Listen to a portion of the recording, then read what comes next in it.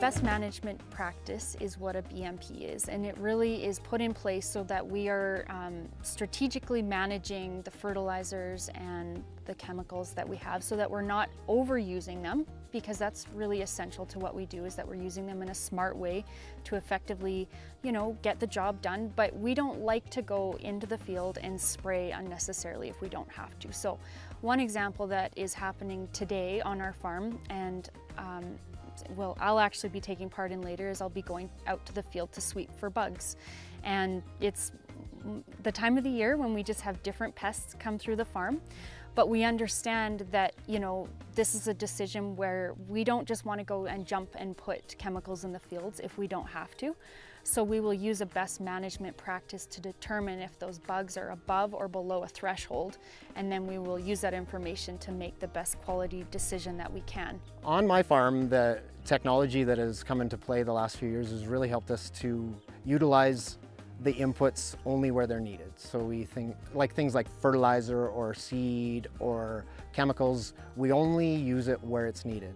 So we're more aware of when we have a weed, we use the chemical that is needed to control that weed, and we don't throw anything extra on, as well as even the insects and that we see. There's also sorts of invasive insects that come in and try to eat our crop. We usually start out the season and we end up getting flea beetles on our canola. They love to get in there and eat the leaves, and one of the things is I actually have radishes in my garden, and so I'll oftentimes actually notice them in there at the same time as they like to go out into the canola. And right now it is the lygus bugs.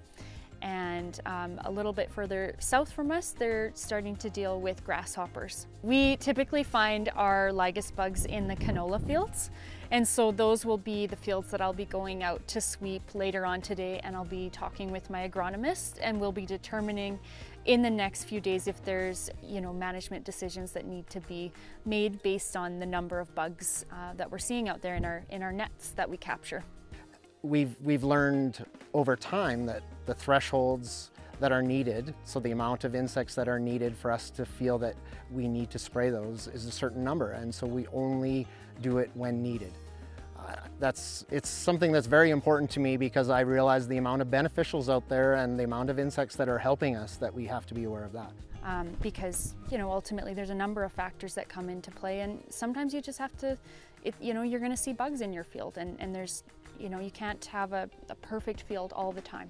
Also, through variable rate fertilizer, we only apply where it's needed. It's only as applied in areas that it has to go, whereas we used to blanket apply fertilizer, so we put the same rate across the whole field.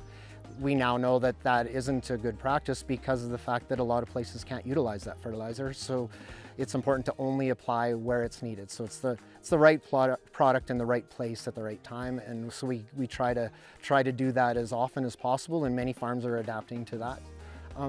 As far as the chemicals that I use on my farm, I only use the spray because I have to. I don't just throw it on, and I'm not forced to use it. I use it because it helps my farm to be more efficient, but also do a better job of producing a clean, healthy crop. These products that are out there now are fully tested, and they do a great job of making sure that they're not something that's going to be invasive or have any problems with the water supplies or anything like that. So I think it's something over time that we've adapted, and it's great to see technology is also good for the environment. These things that we've adapted help our environment and help us to be better stewards of the land. Through all of these advancements in utilizing the inputs only where it's needed, things like fertilizer and chemical, all these things contribute to the fact that we can grow a healthy and affordable crop for everyone, and it helps us to be more efficient, but it also helps us to produce a product that everyone can afford, and hopefully we can feed the world.